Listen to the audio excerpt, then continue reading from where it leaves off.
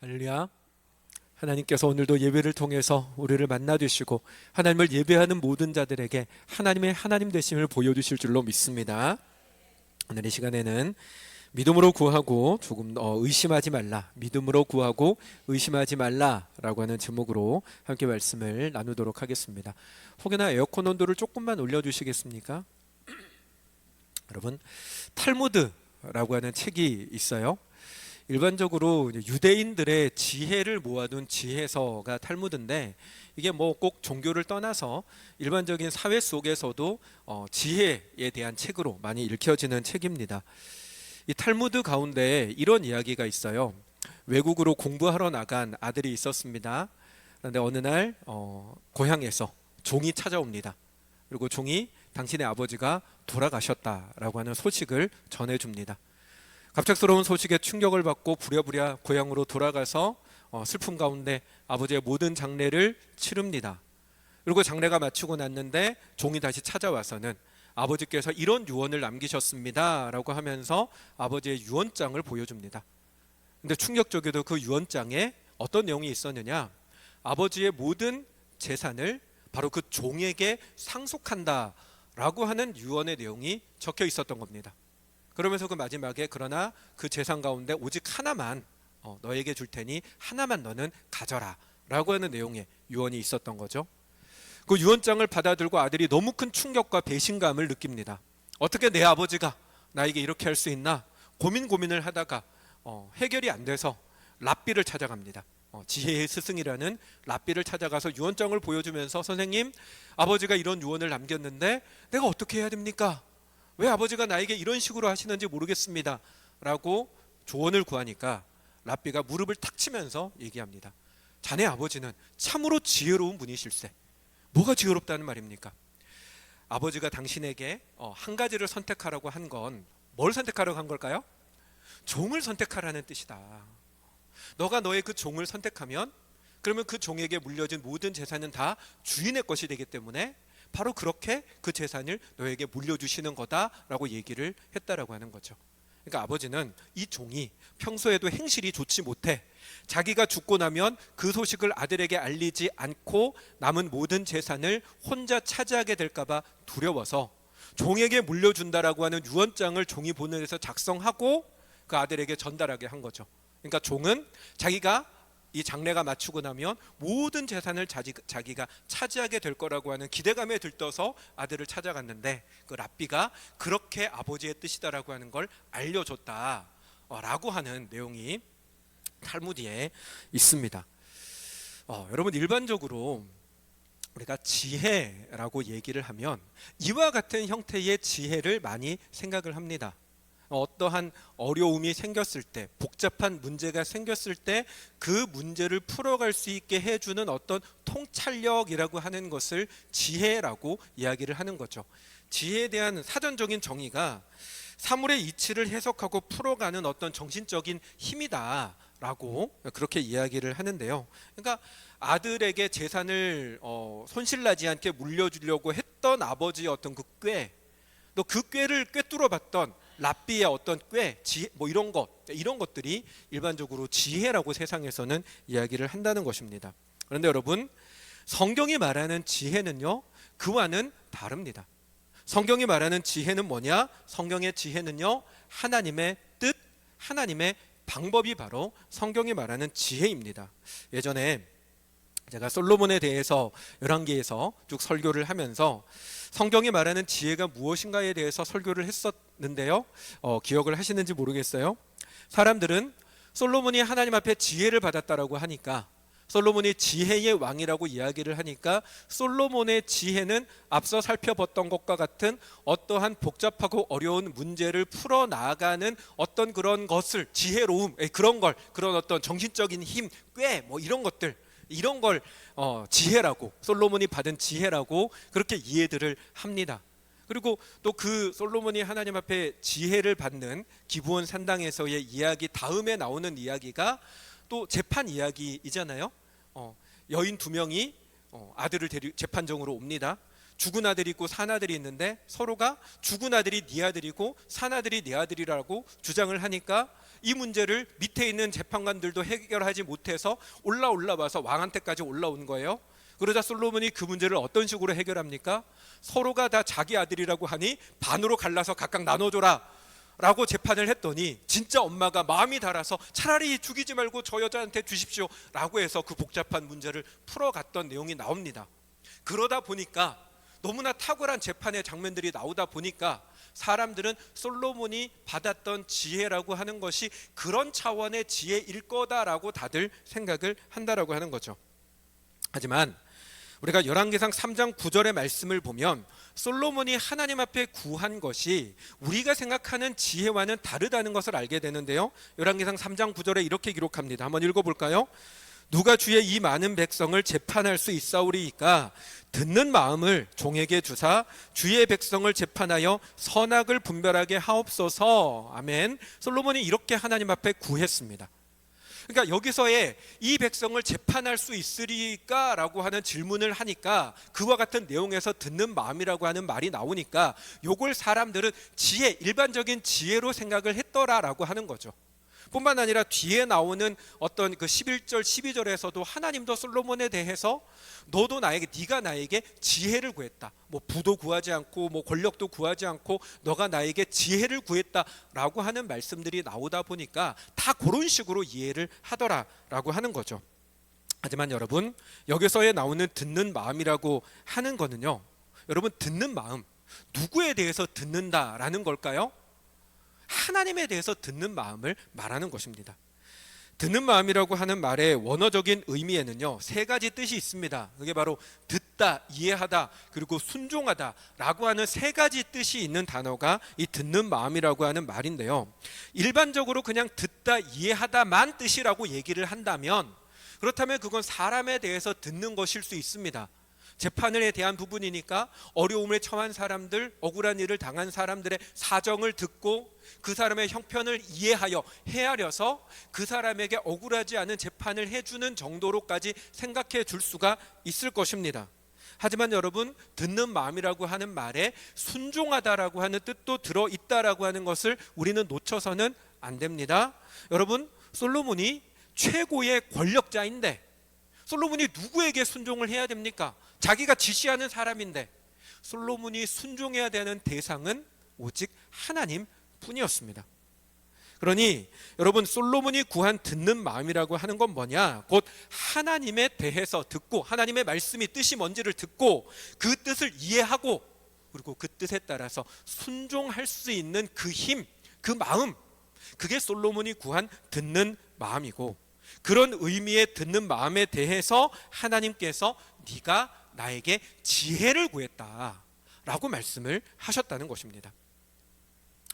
그래서 여러분, 11절에 그 뒤에 나오는 11절의 말씀에 11절 말씀을 다시 한번 잠깐 볼까요? 함께 읽습니다. 이에 하나님이 그에게 이르시되 내가 이것을 구하도다. 자기를 위하여 장수하기를 구하지 아니하며 부도 구하지 아니하며 자기 원수의 생명을 멸하기도 구하지 아니하고 오직 송사를 듣고 분별하는 지혜를 구하였으니 라고 이야기를 하는 이 지혜란 바로 하나님의 뜻에 따라 그 재판에 대해서 어떻게 하는 것이 하나님의 뜻에 합당한지를 알아 그 뜻대로 판결하는 지혜를 구했다라고 하는 것이죠. 잠언 9장 10절도 참고로 한번 잠시 보면요, 잠언 말씀에 여호와를 경외하는 것이 지혜의 근본이다라고 이야기를 합니다. 지난주 제가 설교하면서 지난주였는지 설교하면서 하나님에 대해서 신약에서는 예수님을 믿는다라고 말을 많이 한다면 구약에서는 하나님에 대해서 섬긴다라는 말을 절대적으로 많이 쓴다라고 말씀을 드리면서 하나님을 섬긴다라는 건 하나님의 뜻을 알아 행하는 것, 손과 발이 돼서 하나님의 뜻을 행하는 게 섬기는 거라고 했습니다. 그러니까 여호와를 경외한다라고 하는 말의 의미도 곧 하나님을 섬긴다라는 말과 같은 의미이기 때문에 뭐가 지혜라는 겁니까? 하나님의 뜻을 알아 그 뜻대로 순종하는 것이 바로 지혜다라고 얘기를 한다라는 거죠. 그게 성경이 말하는 지혜입니다. 자, 그러면 성경이 말하는 지혜가 하나님의 뜻에 대한 것이다 라고 하는 걸 기억하고 오늘 본문 말씀을 다시 볼까요? 5절 말씀 다시 띄워주세요. 같이 읽습니다. 너희 중에 누구든지 지혜가 부족하거든 모든 사람에게 후히 주시고 꾸짖지 아니하시는 하나님께 구하라 그리하면 주시리라. 아멘. 자, 여러분, 여기서 지혜가 부족하거든 이라고 합니다. 지혜가 부족하다라고 할 때의 부족한 지혜는 뭘 말하는 걸까요? 앞에 말씀을 우리가 기억한다면 하나님의 뜻이 뭔지를 모르겠거든입니다. 삶에 어떤 문제가 생겼어요. 어려운 일들이 생겼어요. 뭘 어떻게 해야 되는지 모를 만큼 복잡한 일들이 생겼어요. 그럴 때 그와 같은 것에 대한 하나님의 뜻이 뭔지, 왜 나에게 이런 일들을 겪게 하시는지, 이 상황 속에서 내가 지금 뭘 해야 되는지를 모르겠거든 하나님 앞에 구하라는 겁니다. 그러면 하나님께서 반드시 알려주신다라고 하는 거죠. 여러분, 하나님은요, 하나님의 뜻이 무엇인지를 구하는 자에게 반드시 하나님의 뜻을 알려주십니다. 여러분, 사도 바울에게 육신의 가시가 있었습니다. 그 가시에 대해서 그게 안질, 그러니까 눈이 막 이렇게 눈병 같은 안질이라고 얘기하는 사람도 있고, 또 어떤 사람들은 간질이다, 이렇게 갑자기 이렇게 몸에 입에 거품을 물고 쓰러져서 눈 이렇게 돌아가고 경련하는 그 간질이다라고 얘기하는 사람들도 있는데, 저는 간질이지 않았을까라고 생각하는 편입니다. 여러분, 하나님의 위대한 사도고 수많은 역사와 능력을 행하던 종이 사도가 사도 바울입니다. 그가 하는 모든 편지의 글들이 힘이 있어서 가는 곳곳마다 바울 선생님 한번 만나고 싶어서 열광하던 곳이 그 당시 교회와 성도들의 모습입니다. 그런데 그와 같은 위대한 사도인 바울이 사람들 앞에서 설교를 하다가 병을 고치다가 갑자기 옆으로 물러나더니 바닥에 드러누워서 입에 거품을 물고 막 경련을 일으키면 사람들이 어떻게 보겠습니까? 그 당시에는 간질은 일종의 귀신 들림과 같은 걸로 생각하는 사람들도 많았었는데, 하나님의 사도라고 하는 사람이 간질에 걸려서 바닥에 누워서 그런 것을 하고 있을 때 많은 사람들이 시험에 들 수도 있고 혼란함에 빠질 수가 있는 겁니다. 뿐만 아니라 남의 병은 고치면서 네 병은 고치지 못하냐라고 하는 비난도 들을 수가 있는 겁니다. 그와 같은 상황에서 사도 바울이 하나님 앞에 기도합니다. 하나님, 내가 하나님의 말씀을 전하는 사도고 복음을 전하는 사도인데 내게 있는 이 병이 하나님의 일을 가로막는 것 같으니 내가 창피당하는 건 나중 문제고 복음을 전하는 일에 하나님 이게 너무나 방해가 되니까 하나님 좀 고쳐주십시오 라고 기도를 합니다. 바울이 3번 기도했다고 하잖아요. 이때의 기도는 금식하며 49일간 금식하며 기도하는 그 기도를 말하는데, 그와 같은 간절한 기도 끝에 하나님께서 바울에게 뭐라고 말씀하십니까? 내가 너에게 이 가시를 준 건, 그렇죠, 나의 능력이 약한 데서 온전해지는 걸 보게 하기 위함이다 라고 말씀해 주십니다. 너가 간질을 통해서 넘어지는 것을 통해서 너의 능력으로 하는 게 아니라 하나님의 능력으로 하는 거다라고 하는 걸 깨닫도록 하기 위해서, 알려주도록 하기 위해서 너에게 그 병을 준 거야 라고 말씀해 주십니다. 바울이 하나님, 내가 도대체 이 병이 무엇입니까? 라고 기도하니까 하나님께서 그에게 하나님의 뜻을 알려주셨다라는 것입니다. 창세기 45장에 요셉의 이야기가 나오죠. 요셉이 형들의 시기 질투에 의해서 팔려서 애굽으로 노예로 끌려가고, 거기서 그래도 참 하나님의 은혜로 애굽의 총리까지 올라갑니다. 그렇게 애굽의 총리로 있던 어느 날 고향 땅에서 식량을 사기 위해서 형들이 찾아옵니다. 동생인 줄도 알아보지 못하고 식량을 사정하는 그 형들에게 나중에 요셉이 자신의 정체를 밝힙니다. 그러자 형들이 두려움에 떨죠. 우리가 노예로 팔았던 우리 동생이 지금 가장 최고의 권력자가 돼서 있는데 식량을 사는 건 고사하고 우리 다 죽었다 라고 할 때 요셉이 형들에게 뭐라고 얘기를 합니까? 당신들이 나를 팔았으므로 두려워하지 마십시오. 걱정하지 마십시오. 왜? 하나님께서 나를 당신들보다 먼저 이 땅에 보내서 나와 내 가족을 지키도록 하기 위해서, 여러분들의 가정을 지키도록 하기 위해서 하나님이 하신 겁니다 라고 요셉이 고백을 합니다. 우리가 창세기에 나오는 이야기들을 보면 그냥 일반 짧은 문장으로 되어 있어서 그때 어떤 분위기일까? 요셉이 고난당하는 그때에 팔려가고 또 보디발의 집에서 일하다가 모함을 받아서 감옥에 갇히고 하는 그와 같은 때에 어떤 마음이었을까를 우리는 잘 모르지만, 그 옛날에 그 이집트의 왕자라고 하는 그 애니메이션이 있어요.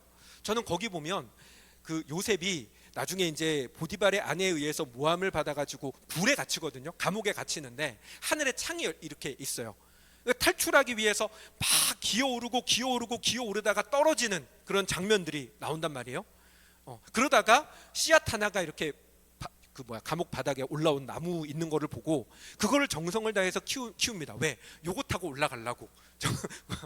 상상력이죠. 근데 갑자기 그게 죽어버려요. 제 기억은 정확하지 않은데 뭔가 이렇게 꺾여진 건지 뭔가 나무가 이렇게 죽어가지고 본인의 계획이 망가져버린 거예요. 그때 요셉이 하나님 앞에 원망하는 장면들이 나와요. 하나님, 내가 당신에게 충성을 바쳤고 그 노예 상황에서도 성실하려고 애를 썼고 온갖 수를 다 썼는데 당신 나에게 왜 이러십니까? 원망하는 장면이 나와요. 사람의 마음이 그렇잖아요. 하나님을 향해서 최선의 순종과 충성을 다하려고 해도 때로는 내 길이 막히는 것 같고 믿음의 모든 수고가 배신당한 것 같고 하나님이 나를 버린 것 같은 상황에 처했을 때 원망하는 마음이 생길 수 있어요. 근데 그와 같은 마음을 가졌던 요셉이 그 마지막에 형들 앞에서 하는 고백이 뭐라고요? 내가 당한 이 모든 고난은 하나님의 크신 뜻 속에서 나를 먼저 보내신 겁니다라고 고백합니다. 하나님의 뜻을 알려주셨다라는 것이죠. 사랑하는 여러분, 하나님은 사랑하는 자들에게, 그 백성들에게 반드시 하나님의 뜻을 알려주십니다. 지금 우리가 겪고 있는 그와 같은 모든 일들의 그 뜻이 무엇인지, 하나님, 내가 이렇게 애쓰고 수고하는데 내가 정말 남들보다 잠도 덜 자고 먹는 것도 덜 먹고 쓰는 것도 덜 쓰고 애쓰고 수고하면서 정말로 열심히 땀 흘려 수고하는데 하나님 왜 실패합니까? 하나님, 내가 기도에 몸부림을 치며 하나님의 뜻을 구하며 정말 하나님께서 나의 길 가운데 함께 해주시기를 구하며 애를 쓰고 있는데 하나님, 왜 내가 하는 모든 일들이 넘어집니까? 하나님, 왜 내 몸에 병이 듭니까? 왜 내 인생에 아픔이 찾아옵니까? 그 고민과 답 속에서 하나님의 뜻이 무엇인지를 구하면 하나님은 반드시 그 뜻을 알려주신다라는 것입니다. 그러므로 사랑하는 여러분, 그렇기 때문에 우리가 하나님의 뜻을 모른다면, 내가 지금 있는 이 상황 속에서 하나님이 정말 나에게 뭘 하기를 말씀하시는지를 내가 모른다면 이유는 뭘까요? 구하지 않았기 때문입니다. 사랑하는 여러분, 하나님의 뜻을 구하는, 정말로 하나님의 뜻을 알고자 하는 그런 저와 여러분들이 되시기를 주님의 이름으로 축원합니다. 무엇보다 여러분, 우리는 성도잖아요. 그리스도인이잖아요. 하나님께서 부르신 사람들이잖아요. 하나님께서 우리를 부르신 목적은 우리를 통해서 일하시기 위해서 하나님의 뜻이 있어서 우리를 부르셨습니다. 여러분, 여러분들이 살아가는 평범한 일상의 모든 순간들, 너무나 바쁘게 지나가는 그 순간들도, 때로는 나를 힘들게 하는 사람과의 만남도, 때로는 내 계획이 산산이 무너지는 것도, 여러분, 하나님이 저와 여러분을 성도로 불렀다면 그 속에는 하나님의 뜻이 분명히 있습니다. 여러분들에게 너가 이렇게 하기를 원한다라고 하는 하나님의 뜻이 있습니다. 그 뜻을 하나님 앞에 구하는, 그 뜻을 알게 되기를 소망하며 구하는 저와 여러분들이 되시기를 주님의 이름으로 축원합니다. 그런데 문제가 있어요. 이게 뭐냐면, 하나님의 뜻을 알려주시는데 때로는 하나님이 그 뜻을 전혀 알려주지 않는 것 같은 순간도 분명히 있더라라고 하는 것입니다. 분명히 알려주신다고 했는데 왜 모르겠어요. 왜 내게는 침묵하시는 것만 같을까? 왜 나는 여전히 혼란하고 방황하는 것일까? 그 첫 번째 이유는요, 과정 자체가 하나님의 뜻이기 때문입니다. 과정 자체가 하나님의 뜻이기 때문입니다. 아파하고 고민하고 힘들어하는 그 과정을 통해서 하나님 내 속에 변화를 시키시려고, 나를 성장시키시려고 하는 것이 하나님의 뜻인 경우가 있습니다. 과정 자체가, 그 과정을 겪는 것 자체가 하나님의 뜻이 되는 것입니다. 그런데 여러분, 문제는 사람이 과정보다는 결과를 원한다는 것에 문제가 있습니다. 길고 긴 과정을 통해서 결과를 만들어내는 걸 좋아하는 사람은 거의 없습니다. 대부분은 즉각적으로 뭔가 좀 답이 떨어지면 좋겠습니다. 특히나 한국 사람들의 이 정서가 뭐예요? 빨리빨리의 정서잖아요. 자판기에 커피 나오게 눌러놓고 손은 이미 컵에다가 집어넣고 있는, 그게 한국 사람들 정서잖아요. 즉석식품 전자레인지에 돌려놓고도, 저도 그래요. 솔직히 전자레인지에 딱 시간 3분 30초 예를 들어서 맞춰놓고 돌려놓으면 3분 30초 될 때까지 딴 거 할 수 있잖아요. 그 앞에서 이렇게 보고 있어요. 본다고 해서 시간이 더 빨리 가는 것도 아닌데. 근데 여러분, 그런 한국 사람들의 정서 속에서 하나님과 함께 씨름하고 고민하고 연단하는 과정 자체를 살아가기보다는 당장에 뭔가 결과가 떨어지기를 원하는 심리가 더 크다는 것입니다. 그래서 하나님이 마치 침묵하고 계신 것처럼 느껴질 때가 많습니다. 하지만 여러분, 하나님의 뜻은요, 과정 속에도 존재합니다. 오히려 과정 자체가 하나님의 뜻인 경우가 훨씬 더 많습니다. 과정을 경험하면서 그 속에서 서서히 알아가게 하시는 것, 과정을 경험하면서 그 속에서 내 속에 버려야 할 것들을 버리고 부족한 것들을 채워가게 하시는 것, 그게 하나님의 뜻입니다. 그러므로 사랑하는 여러분, 잘 살펴보시기 바랍니다. 지금 여러분이 겪고 있는 그 과정 속에 하나님의 뜻이 있습니다. 과정을 통해서 내가 느끼고 고민하고 때로는 넘어지고 상처받는 그 모든 것 속에 하나님의 뜻은 분명히 있습니다. 하나님은 과정을 빨리 벗어나서 결과로 직행하는 것이 아니라 그 과정을 내가 경험하고 그 과정을 하나님과 함께 겪어가기를 원하십니다. 그러므로 사랑하는 여러분, 우리의 과정 자체에 주목하면서 그 과정 속에서 우리를 만나고자 하시는 하나님, 과정을 통해서 나를 만지고자 하시는 하나님의 뜻이 있다라고 하는 사실을 분명히 기억하고 그 과정 속에서 하나님을 만나고 하나님의 뜻을 깨달아가는 저와 여러분들이 되시기를 또한 주님의 이름으로 축원합니다. 그리고 마지막으로 두 번째 이유는요, 하나님의 뜻이 내 뜻과 너무 달라서 무의식적으로 거부하고 있기 때문에 그런 것입니다. 어느 마을에 홍수가 났습니다. 물살이 급격하게 강이 불어가지고 막 온 마을이 홍수로 잠겨서 막 지붕까지 물에 다 잠겨버렸어요. 어떤 사람이 그 홍수물에 떠내려 가다가 겨우겨우 나무 하나 붙잡고 버티고 있습니다. 그리고 기도하기 시작합니다. 하나님, 저를 좀 살려주십시오. 하나님, 제발 저의 생명을 살려주십시오. 하나님께서 저를 좀 구해주십시오. 기도하고 있는데 갑자기 뒤쪽에서 어떤 사람이 나무 판때기를 붙잡고 떠내려오면서 얘기하는 거예요. 이보시오, 나와 같이 이 나무 판때기를 붙잡고 버팁시다. 그렇게 얘기하는 거예요. 그러자 그 사람이 얘기를 합니다. 나는 하나님이 구해주실 것이니 나 말고 다른 사람을 도와주십시오. 보냅니다. 그리고 또 기도하죠. 하나님 제발 하나님의 손으로 저를 구해주십시오. 한참 기도하고 있는데 이번에는 보트 한 대가 옵니다. 그 구조대원들이 빨리 지금 보트에 타시라고, 이거 타고 우리 지금 빨리 가야 된다고, 더 있다가는 여기 다 끝난다고. 그 사람이 또 얘기합니다. 나는 하나님이 구해주실 것이니 나 말고 다른 사람을 구해주십시오. 그리고 또 보냅니다. 또 기도해요. 하나님의 손으로 저를 살려주십시오. 구해주십시오. 한참 기도하고 있는데 갑자기 밧줄이 하나가 툭 내려옵니다. 뭐지? 그러고 보니까 헬기에서 구조대원이 이제 구명 그 밧줄을 내려준 거예요. 이거를 잡고 올라오십시오라고 하니까 나는 괜찮으니까 다른 사람 구해주세요. 보냈어요. 그리고 그 사람은 물에 빠져 죽었습니다. 죽은 그 사람이 하나님 앞에 가서 하나님께 따집니다. 하나님, 내가 이렇게 하나님께 구해달라고 기도하고 매달렸는데 하나님 왜 나를 안 구해주셨습니까? 하나님 뭐 하셨습니까? 하나님 뭐라고 하시냐? 내가 너를 위해서 판때기도 보내고 보트도 보내고 헬기도 보냈는데 너 그거 안 잡고 뭐 했냐고. 여러분, 답정너라는 말을 아십니까? 답정너. 어떤 뜻이에요? 답은 정해져 있고 너는 그냥 선택만 하면 돼. 그냥 답은 정해져 있고 너는 그 답을 얘기하기만 하면 돼. 이런 거잖아요. 여러분, 이처럼 사람들은요, 하나님을 향해서 답을 정해둡니다. 하나님의 뜻을 구한다고 하지만 정작은 내가 정해둔 그 답, 내 뜻을 하나님께서 그대로 실행해 주시기만 하면 된다라고 생각하는 것입니다. 그러다 보니 하나님의 뜻이 내 뜻과 다르면 전혀 못 들은 것처럼 반응합니다. 무의식적으로 하나님의 뜻을 알아도 그 뜻이 아니라고 걸러버리고 하나님이 나에게 뜻을 알려주지 않으시는 것처럼 생각한다는 것입니다.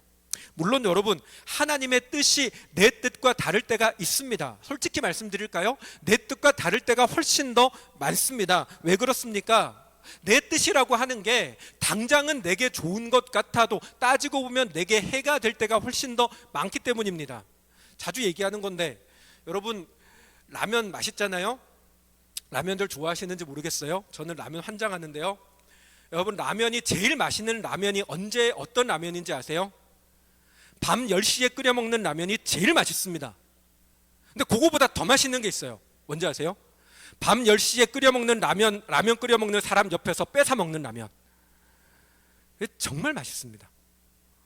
밤에 이렇게 가끔 뭐 유튜브나 요즘 먹방 같은 것도 많고 꼭 먹방 프로 아니라도 이렇게 맛있는 광고 같은 거 막 나오잖아요.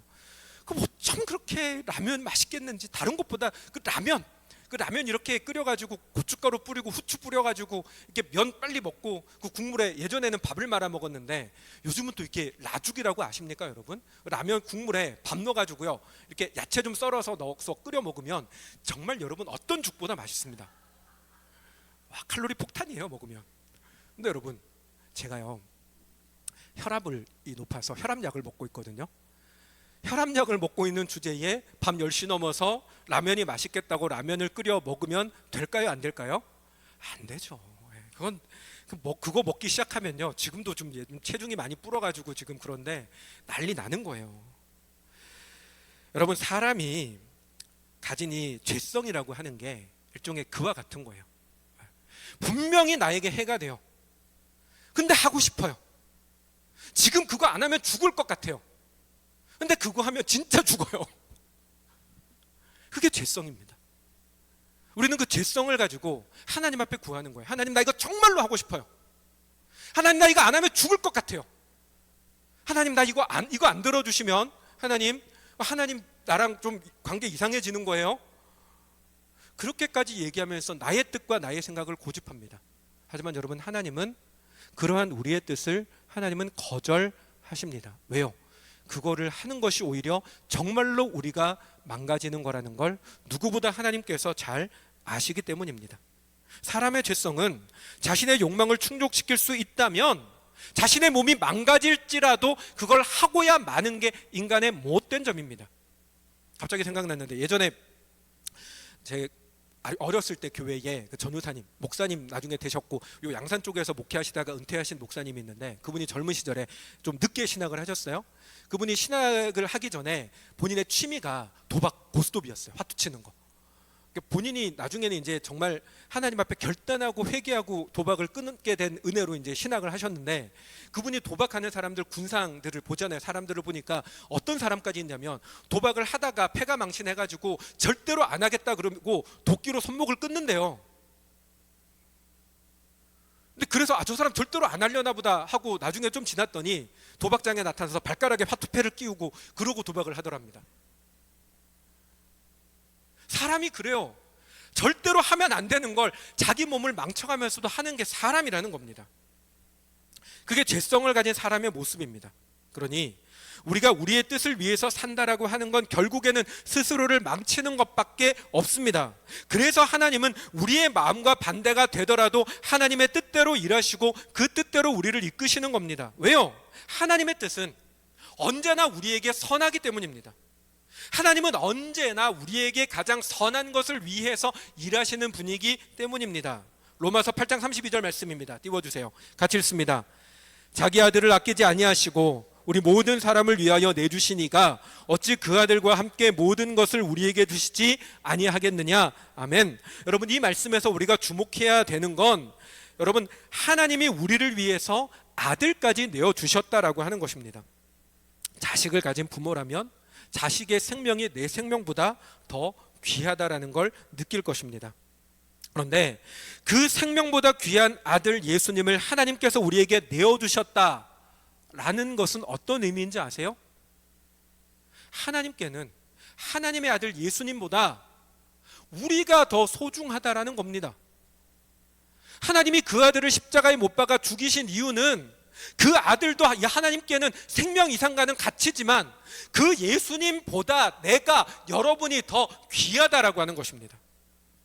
여러분 그렇게까지 우리를 사랑하시는 하나님께서 우리에게 하시는 모든 것은 다 무엇을 위해서입니까? 그게 바로 우리를 위함입니다. 우리에게 가장 선한 것을 이루기 위해서 하시는 것입니다. 당장 답을 주지 않고 과정을 다 겪게 하시는 건 우리를 위해서입니다. 그 과정을 통해서 우리에게 이루실 하나님의 선한 목적이 있기 때문입니다. 거절하시는 것도 우리를 위해서입니다. 우리가 구하는 것이 우리에게 해가 된다면 하나님은 이루지 않는 것이 하나님의 사랑입니다. 내 뜻과 다른 답을 가지고 계신 것도 오직 우리를 위해서입니다. 우리에게 원망 듣고 무시당하고 비난과 손가락질을 당할지라도 하나님은 기꺼이 모든 것을 다 당하시면서 우리를 위한 하나님의 선한 뜻을 반드시 이루십니다. 그러므로 사랑하는 여러분, 우리는 이 하나님의 선하심에 대해서 믿어야 합니다. 하나님의 선하심을 의심하지 말고 온전하게 믿어야 합니다. 6절 말씀에, 야고보서 1장 6절 말씀에 또 같이 읽습니다. 오직 믿음으로 구하고 조금 더 의심하지 말라. 의심하는 자는 마치 바람에 밀려 요동하는 바다 물결 같으니. 아멘. 이렇게 말씀하고 있습니다. 여러분, 여기서 말하는 믿음으로 구한다, 믿음으로 구하고 의심하지 말아야 한다 라고 하는 것은 뭘 말하냐면 하나님의 선하심에 대해서 말하는 것입니다. 하나님은 반드시 우리에게 그 뜻을 알려주시는데 그 뜻이 때로는 내게 맞지 않아도, 내가 바라는 것이 아니라도, 그럴지라도 그것조차 나를 위해서 그렇게 하신다라고 하는 그것에 대한 믿음을 가져야 한다라고 하는 것입니다. 사랑하는 여러분, 우리는 하나님의 선하심을 믿어야 합니다. 어떤 결과와 어떤 답을 주시든 그 모든 것이 오직 나를 위한 것이다라고 하는 사실을 의심하지 않고 믿어야 합니다. 이 믿음이 없으면, 하나님의 선하심에 대한 믿음이 없으면, 그 믿음을 그 하나님의 선하심을 의심하는 그 마음을 내버려 둔 채 하나님께 무언가를 구하면 그 사람은 하나님께 아무것도 받을 수가 없습니다. 왜냐하면 하나님은 정말로 언제나 우리에게 가장 선한 것들을 계획하시고 그 계획대로 이루어 가시는데, 하나님의 선하심을 의심하고 하나님이 행하시는 것, 하나님이 이끌어 가시는 길로 우리가 의심하고 따라가지 않으면, 그러면 하나님의 뜻이 우리에게 이루어지지 않기 때문입니다. 하나님이 우리를 향해서 선한 계획을 가지고 세우신 계획대로 순종하고 믿음으로 따라가야 그 계획에서 하나님이 우리에게 주고자 하시는 열매를 내가 얻는 거지, 그 길을 따라가지 않고 의심해서 자꾸만 내 것만 고집하고 따라가지 않으면 하나님은 내 고집대로 하는 거 하나님 안 꺾으신다니까요. 여러분, 하나님 우리에게 안 져요. 내가 그거를 하는 게 나에게 해가 되면 하나님께서는 절대로 안 하세요. 그러니 하나님을 믿고 하나님 뜻하는 길이 힘들고 어려워도 그 길로 따라가야 거기에서 하나님의 열매가 있지, 그 길이 의심스럽고 하나님 뭔가 나에게 딴 생각 가진 것 같아서 자꾸만 내가 생각하는 것만 고집하면 우리는 그 길로 가다가 영영 하나님으로부터 멀어지는 사람이 될 수밖에 없다는 것입니다. 바람에 밀려 요동하는 바다 물결처럼 상황 따라서, 감정 따라서, 욕망 따라서 이렇게 저렇게 계속해서 휘둘리기만 하다가 결국에는 하나님을 부인하고 하나님으로부터 멀어지는 결과까지도 나오게 된다는 것입니다. 그러므로 사랑하는 여러분, 우리는 하나님의 선하심에 대한 믿음을 가져야 합니다.